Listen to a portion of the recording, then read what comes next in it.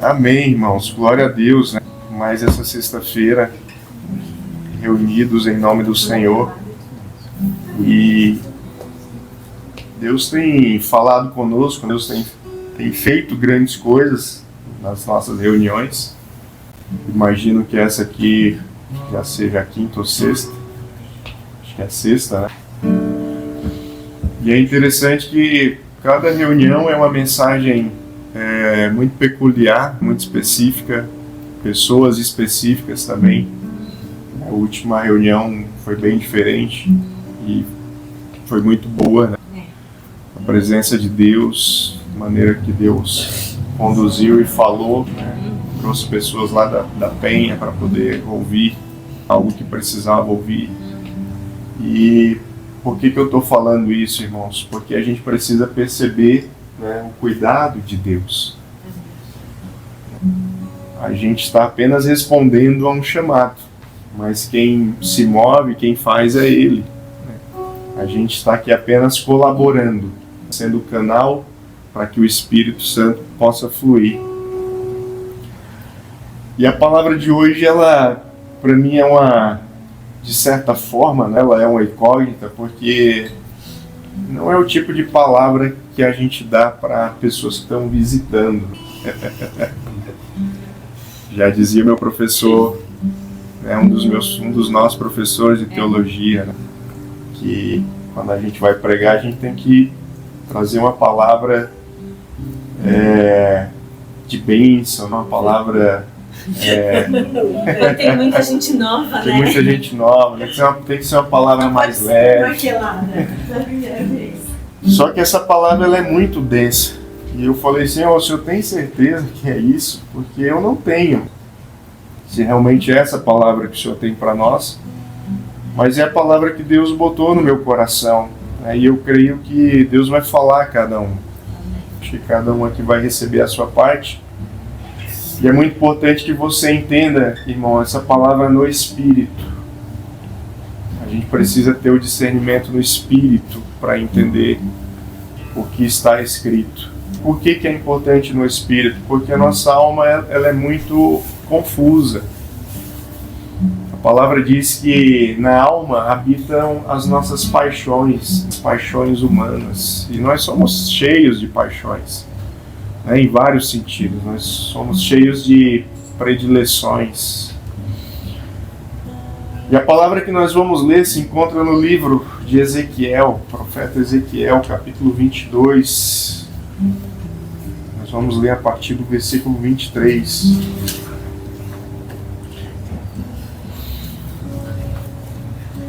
Ezequiel, capítulo 22, a partir do 23.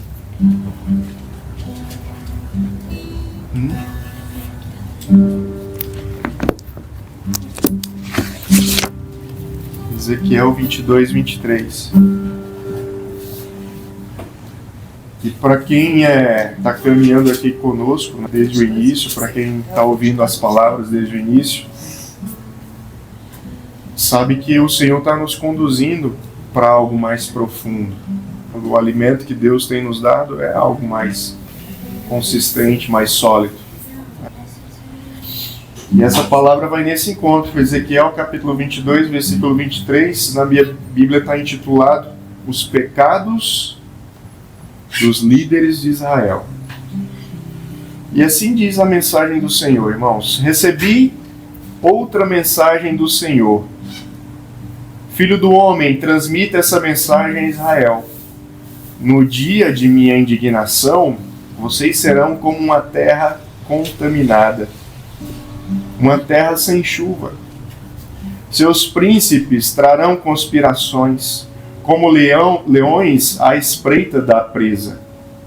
Devoram inocentes, aproveitam-se de tesouros, obtêm riquezas por extorsão e fazem muitas viúvas na terra.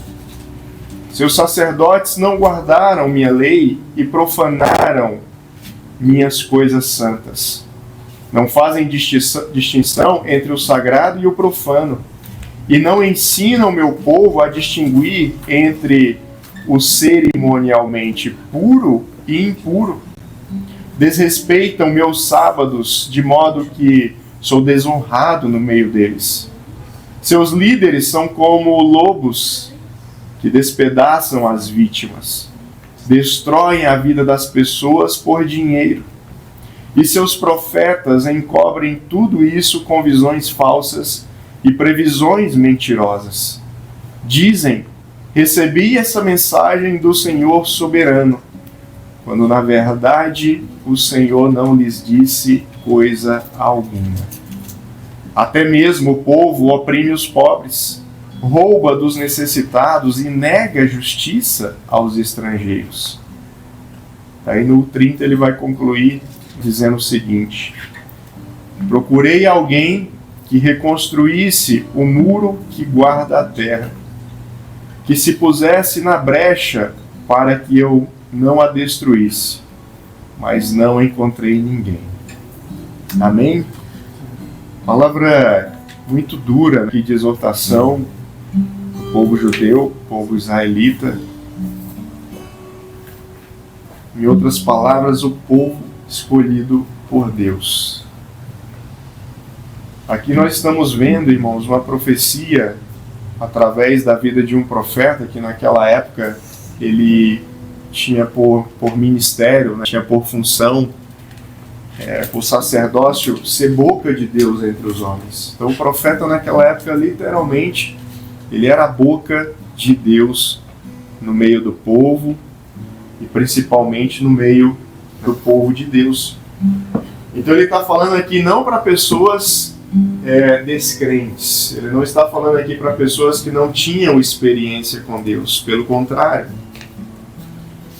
Então a primeira coisa que Deus fala para nós na noite de hoje é que essa palavra aqui são para pessoas que têm já o discernimento. Tem o discernimento da palavra, tem o discernimento da jornada. E aí eu falei assim: Senhor, mas essa palavra está tão distante dos nossos tempos. Ela aconteceu há tantos milhares de anos atrás. E Deus falou assim: filho, essa palavra ela é um reflexo de muitas igrejas nos dias de hoje. Muitos líderes, muitas congregações estão se comportando exatamente como o povo se comportava naquela época. E essa mensagem, irmãos, não é uma mensagem aqui de julgamento. Nós não estamos aqui para julgar as pessoas, nós não estamos aqui para julgar os cenários. Mas nós estamos aqui entendendo aquilo que Deus está comunicando no nosso coração, para que diante daquilo que é errado, nós possamos fazer o certo.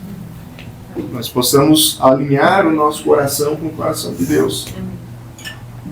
E a primeira coisa que ele fala para o profeta Ezequias é o seguinte: filho do homem, transmita essa mensagem ao meu povo. No dia da minha indignação, ou no dia do meu juízo, ou no dia do meu julgamento, vocês serão como uma terra contaminada.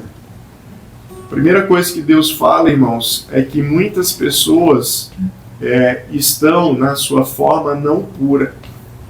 O que é contaminado? Contaminado é o oposto de descontaminado. Contaminado é o oposto de puro. Contaminado é o oposto de pureza. É como se Deus chegasse hoje, descesse até a terra, e os anjos do Senhor começassem a olhar a terra, e a terra ela está cheia de contaminação.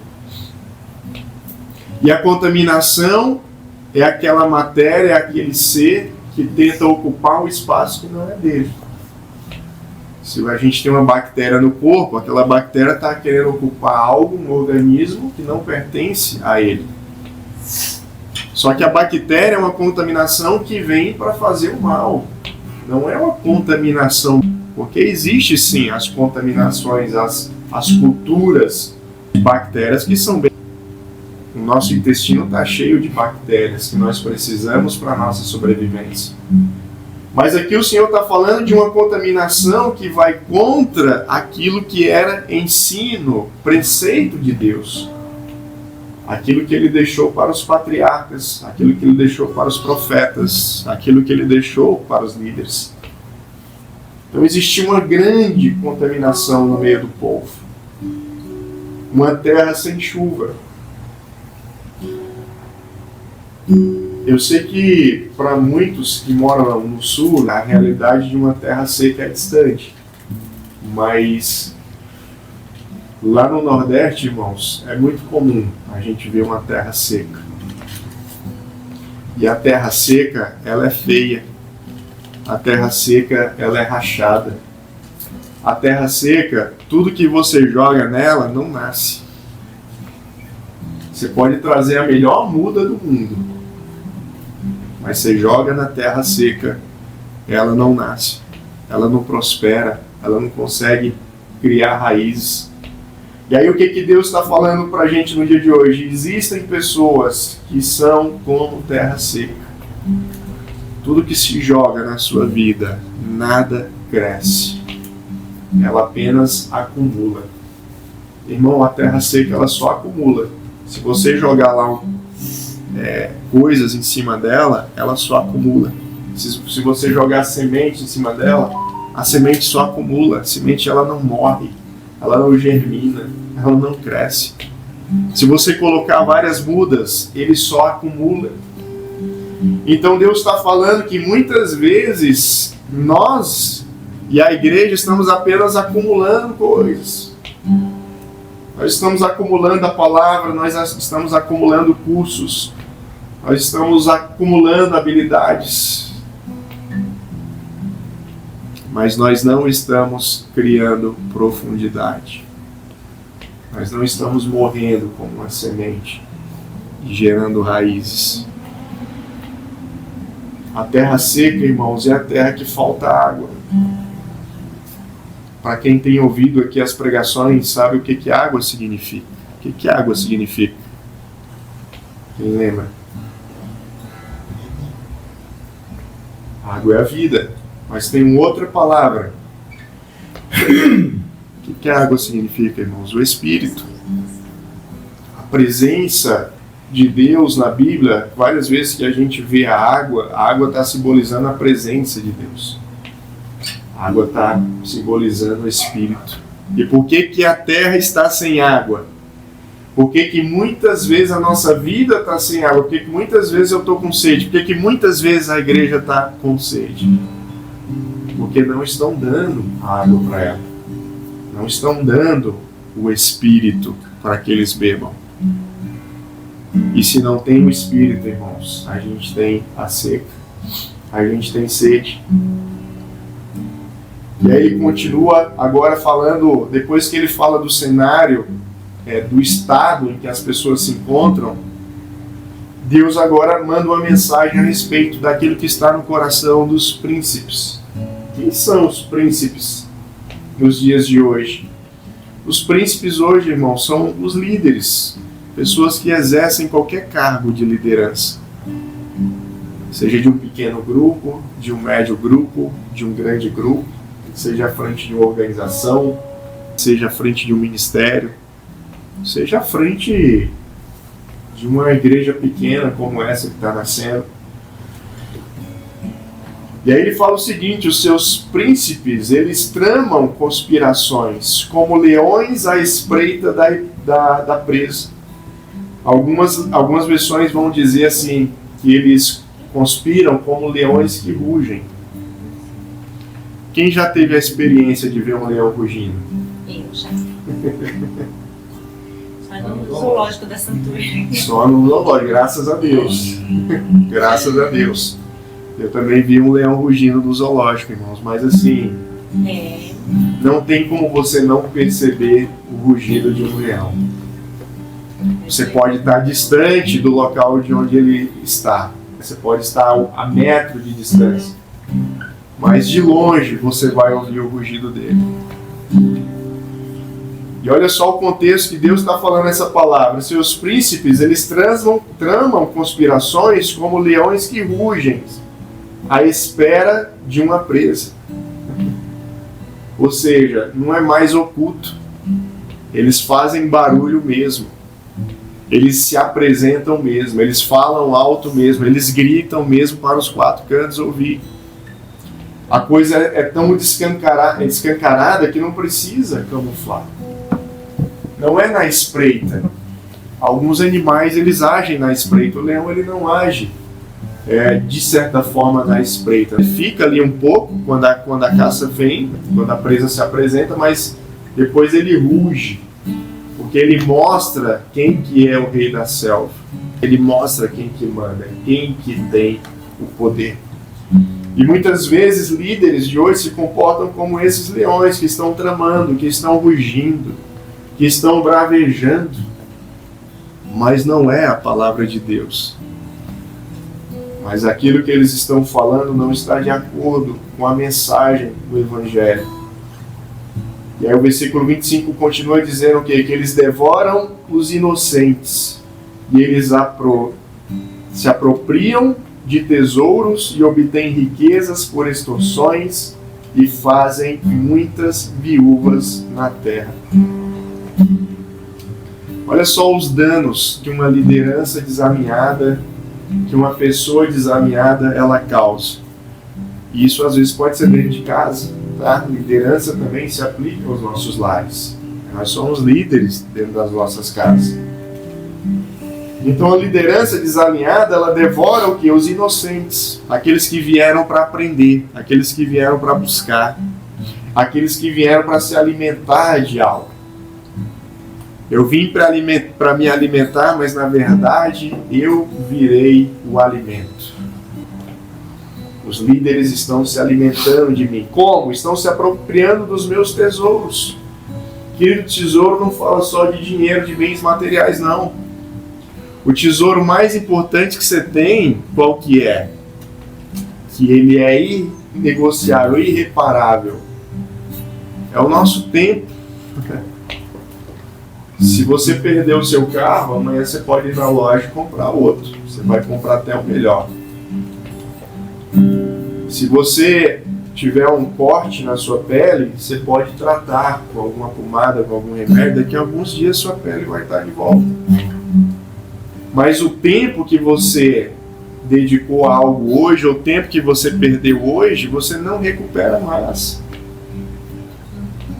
Se você entregou 10 minutos da sua vida para fazer algo, se você desperdiçou esses 10 minutos você nunca mais vai achar ele na sua vida.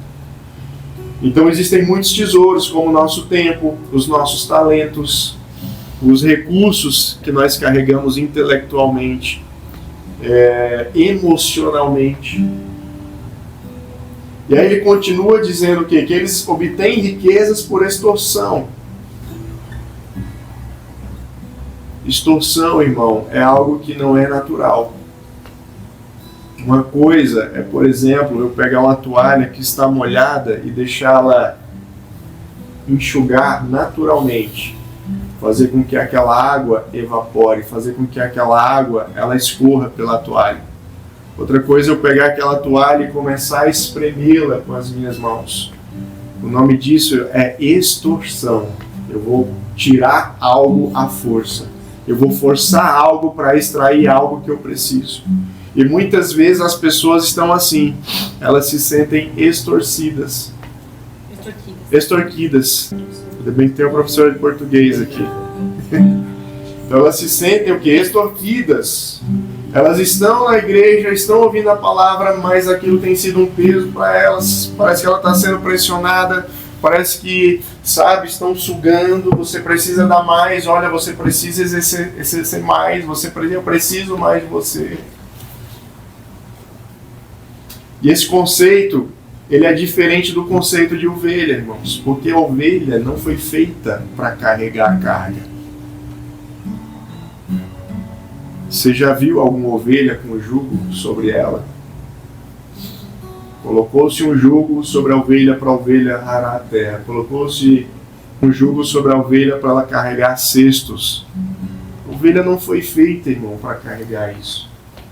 Quem foi feito para carregar isso são jumentos, são bois, touros, cavalos, animais de grande porte. E muitas vezes existem líderes que estão transformando ovelhas em jumentas. Estão extorquindo, tirando mais do que ela pode dar. E aí ele fala algo aqui que é muito sério. ainda no versículo 25, que eles têm feito, né? Esses príncipes, esses líderes, eles têm feito muitas viúvas na terra. Irmãos, viúvas, quando a Bíblia fala de viúva, é uma mulher que ela não tem mais marido. O marido já não está mais presente. E se o marido não está mais presente, nós temos ali uma família, um núcleo familiar que foi destruído. Seja por um marido que faleceu, ou seja, uma mulher que é viúva de um marido ausente. O marido já saiu de casa, já está com outras mulheres, já está criando outra família, já está cuidando de um novo aprisco. Só que essa palavra ela ainda é mais profunda porque Deus falou muito forte ao meu coração que hoje existem muitas viúvas de marido vivo que estão dentro de casa. Maridos que estão dentro de casa, viúvas de maridos que estão dentro de casa. E aí quando você olha para as igrejas, né, e você vê um movimento muito grande de mulheres, e as mulheres indo, né, para os cultos, e os cultos de mulheres abarrotados, e os congressos de mulheres abarrotados, e que obviamente isso é uma bênção. Eu não estou criticando isso, irmãos, é uma bênção que as mulheres estejam indo. Mas ao mesmo tempo que as mulheres estão indo, elas estão revelando o quê? A ausência dos seus maridos. Nós estamos vendo cada vez mais o quê? Mulheres com os maridos ausentes. Maridos que não se posicionam, que não estão na igreja, que não estão buscando a palavra, que não estão exercendo o seu papel dentro de casa. E aí nós temos hoje uma igreja cheia de viúvas. E aqui quando eu falo igrejas, irmãos, eu estou falando de um prédio. Eu estou falando de uma igreja, de um corpo, que já não se comporta mais de acordo com a palavra de Deus, mas que estão fazendo viúvas. E a viúva é a destruição da família. A viúva, ela representa o êxito do diabo dentro de casa. Toda vida que nós enxergamos uma viúva, o que a Bíblia diz? Que nós precisamos cuidar das viúvas e das crianças. Irmãos, a palavra fala no Novo Testamento que nós homens somos o cabeça. Por que nós somos o cabeça? Porque o cabeça é aquele que dá a direção. O cabeça é aquele que dá destino. O cabeça é aquele que orienta. Então, se nós temos viúvas, nós temos mulheres sem orientação. Nós temos mulheres sem destino. Nós temos mulheres que não conseguem produzir filhos. Porque uma viúva, ela não produz filho. Para ela produzir filho, ela precisa de um marido. E eu não estou aqui falando apenas de filhos biológicos, eu estou falando de filhos espirituais. Para que você, mulher, possa gerar filhos espirituais, você precisa de um marido. Então esse é o desenho de Deus. E aí ele continua falando o quê? Que os seus sacerdotes não guardaram a minha lei e profanaram as minhas coisas santas. Não fazem distinção entre o santo e o profano, né, o sagrado e o profano, e não ensinam meu povo a distinguirem entre cerimonialmente o puro e o impuro. Desrespeitam meu sábado, de modo que sou desonrado no meio deles. Muitas pessoas, muitos líderes, e aqui ele está falando já no nível mais profundo, ele já não está falando apenas de príncipes, mas ele está falando de profetas. Ou seja, a palavra está falando daqueles que tinham o conhecimento, que tinham relação com Deus, que ouviam a palavra de Deus, que profetizavam em nome de Deus. Então, muitos daqueles que profetizavam em nome de Deus, agora profetizam o quê? Em seu próprio nome. Profetizam em prol dos seus interesses, não em prol da palavra, não do propósito daquilo que Deus instituiu, mas começam a profetizar baseado naquilo que eu entendo que é bom para mim, ou que é bom para a minha comunidade, ou que eu estou precisando. E isso é muito sério, irmãos, porque muitas vezes nós vamos olhar para certas figuras nesse meio e nós vamos identificar como autoridades, como pessoas e que realmente são. Esses profetas aqui que Ezequiel está falando, que Deus está falando, os sacerdotes, eles eram levantados por Deus. Eles foram homens levantados por Deus. Não eram falsos profetas, mas foram profetas que se corromperam no meio do caminho. E a palavra de Deus fala o quê? Cuidado para não se corromperem no meio da jornada. Porque é muito fácil, irmãos, eu trocar a vontade de Deus pela minha.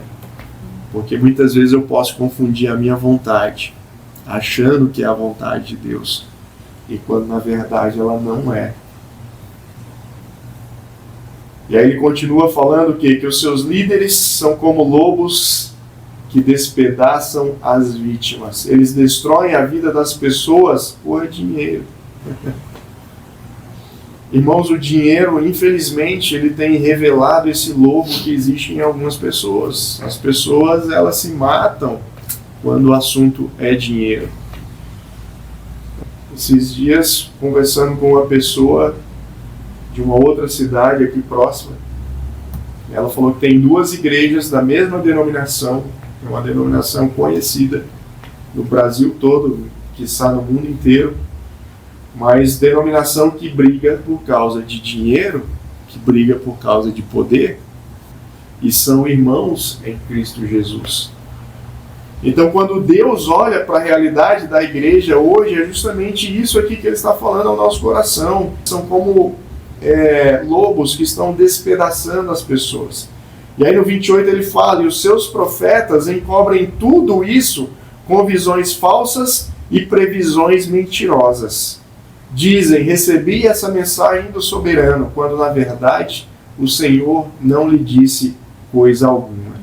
Isso aqui é muito sério, porque tem muitas pessoas falando em nome de Deus, sem ouvir a voz de Deus. Irmãos, não tem como eu falar em nome do Senhor se eu não ouvir a Ele primeiro. Se eu não ter tempo com Deus, se eu não tiver comunhão com o Pai, se eu não tiver uma vida de oração, se eu não tiver uma vida de jejum.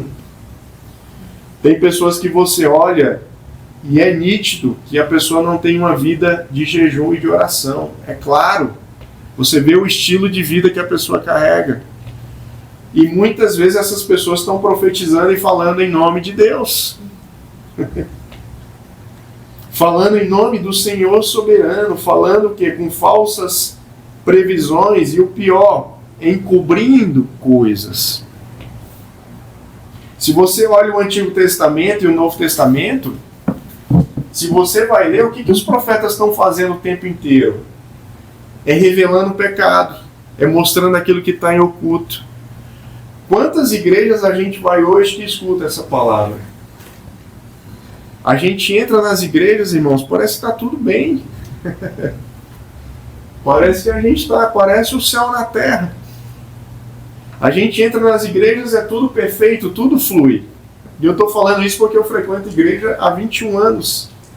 E muitas igrejas que a gente entra, parece que está tudo perfeito. Mas tudo funcionando, mas existe uma mensagem de Deus, existe uma palavra de Deus. Deus nos chamou para pregar a verdade. E a verdade é que aquilo que às vezes por fora está saudável, por dentro está podre. E eu só vou saber se dentro estiver podre se eu tiver um recurso para fazer isso.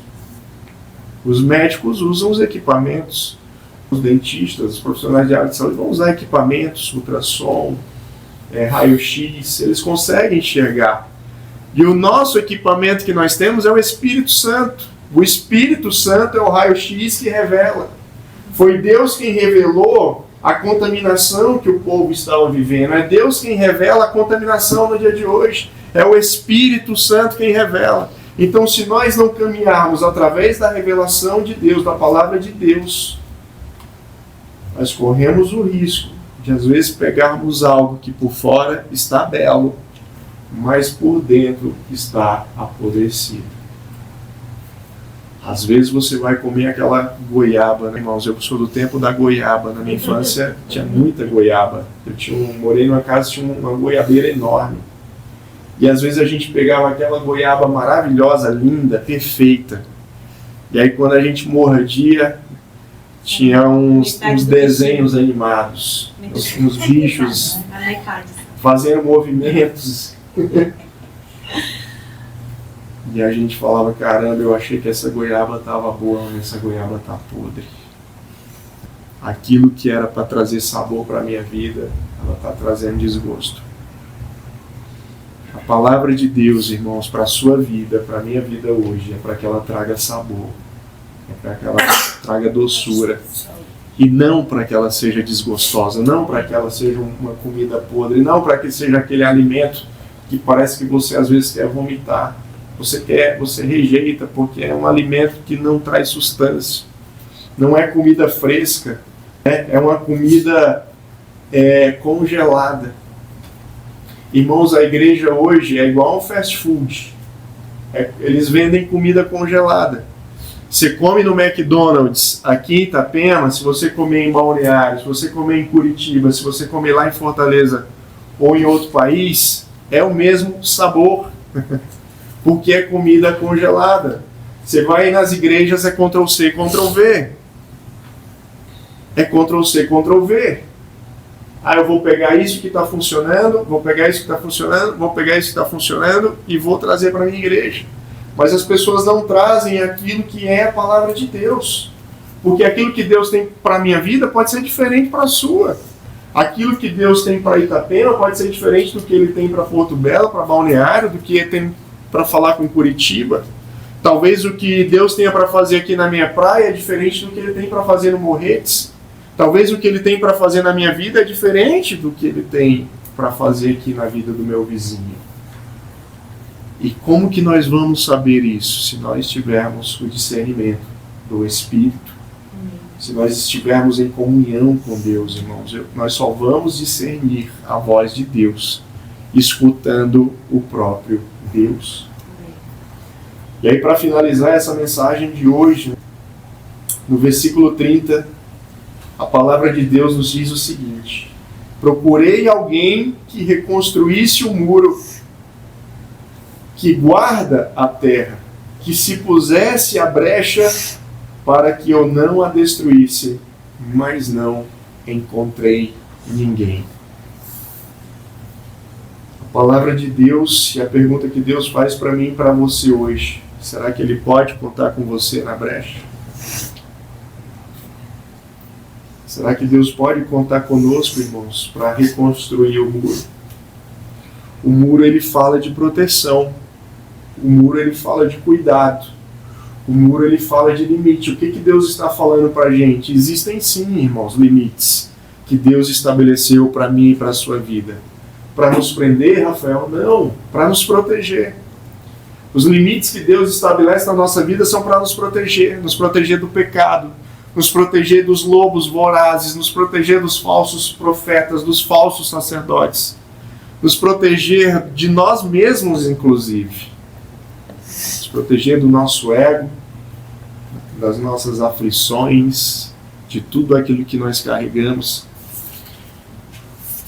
E brecha, irmão, é um negocinho tão complicado, porque se você pegar uma grande represa, o muro de uma grande represa, e aí existe uma pequena brecha, e aquela brecha ali, ela vai passando a água com a vazão muito forte. Então, se colocar na brecha é se colocar no meio de uma rachadura, de um furo, onde você vai sofrer uma pressão muito forte. Estar na brecha é você estar lá, tem um buraquinho no muro, e Deus vai pegar você e vai te colocar nessa brecha, e para que essa brecha pare, o dedo de Deus vai ter que te empurrar. Muitas vezes o dedo de Deus pode te esmagar um pouco, ele pode te tirar da zona de conforto. E eu fico imaginando por que Deus não conseguiu pessoas para se colocar na brecha, irmãos. Porque se colocar na brecha não é se colocar em cima do muro, não é estar no local mais alto, não é estar com visibilidade, não é estar de certa forma mais confortável, não. Deus nos chamou para estar na brecha, para estar no meio da pressão, para estar consertando aquilo que está errado. A rachadura no muro é isso. é consertar aquilo que está errado. Temos aqui engenheiros, às vezes vai ter que martelar até a brecha, tem que aumentar ainda o buraco, você tem que aumentar o buraco, às vezes ainda mais, para poder promover a cura da brecha, da rachadura. Então muitas vezes Deus vai fazer isso nas nossas vidas. Deus vai nos usar para tapar buracos. E às vezes o buraco que a gente viu que era pequeno, Deus vai aumentar ainda mais. E Deus vai nos pressionar. Mas o bom de tudo isso, e o alívio que nós temos, irmãos, é que nós estamos nas mãos de Deus. Nós estamos cumprindo a palavra de Deus. Nós estamos fazendo aquilo que é determinação dEle, que está no coração dEle. Então é muito melhor ser apertado por Deus na brecha do que ser apertado pelo diabo na alegria, na riqueza, na bonança. Ou seja, é muito melhor ser espremido pela mão de Deus do que viver no luxo na mão do diabo. Porque o que o diabo tem para te oferecer é falso. Mas aquilo que Deus tem para te dar é verdadeiro, é eterno. É algo que vai construir, é algo que vai trazer paz. Talvez você esteja precisando ser brecha na sua casa, no seu lar, não sei. Talvez você precise ser brecha no seu trabalho, na sua empresa. Talvez você precise tapar buracos que estão abertos. Talvez na sua vizinhança, na casa do seu vizinho, no seu condomínio. Talvez Deus está te chamando para tapar brechas lá. Talvez Deus está te chamando para tapar brechas na tua igreja. Tapar brecha na vida de um irmão, na vida de um líder. Deus às vezes pode te usar para tapar brechas, assim como Ele usou Ezequiel para tapar brechas que existiam no povo de Israel. No meio dos seus príncipes, dos seus sacerdotes, dos seus profetas e do próprio povo.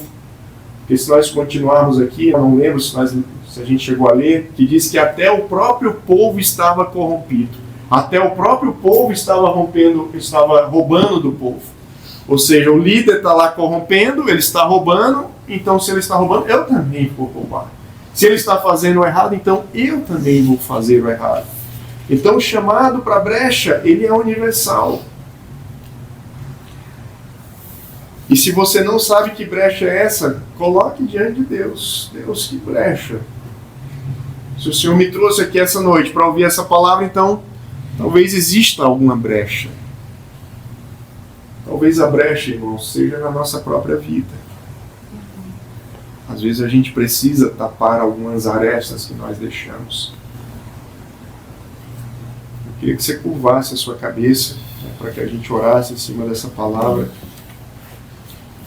Talvez as brechas que nós temos dado seja pouco oração. Talvez tenhamos orado pouco. Talvez a brecha, irmãos, que nós temos tido é nos alimentar pouco da palavra. Talvez a brecha que nós temos encontrado nas nossas vidas é não vigiarmos nas nossas atitudes, Pai. É não cuidarmos com o nosso temperamento, Deus. Talvez a brecha que nós temos dado, Senhor, é na nossa língua. Porque muitas vezes ela age, Pai, como um cavalo sem freio. As palavras saem pilotando na nossa frente, Pai. E elas fazem um estrago, que é muito difícil de refazê-lo, Pai, de restaurá-lo.